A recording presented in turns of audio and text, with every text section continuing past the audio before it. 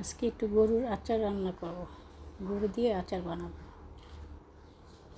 গরুটা অল্প একটু গরু নিয়ে নিলাম, কুচি কুচি করে গরুর মাংস, এর মধ্যে মরিচ গুঁড়া, ধনে গুঁড়া, সামান্য হলুদ, লবণ, আদা রসুন পেস্ট দিয়ে মাখায় বসাই দিলাম।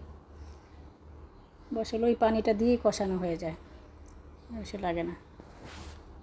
তারপর বাগার দিয়ে দিব, বাগারের মধ্যে রসুন, আস্ত রসুন, শুকনা মরিচ, তারপর জিরার গুঁড়া, বিট লবণ, পাঁচফোড়ন, মশলার গুঁড়া, একটু লেবু, সামান্য একটু চিনি, সব কিছু দিয়ে ভাজা ভাজা করে নিতে হবে। একদম কালা কালা ভাজা হয়ে গেছে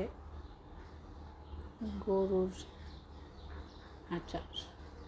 এই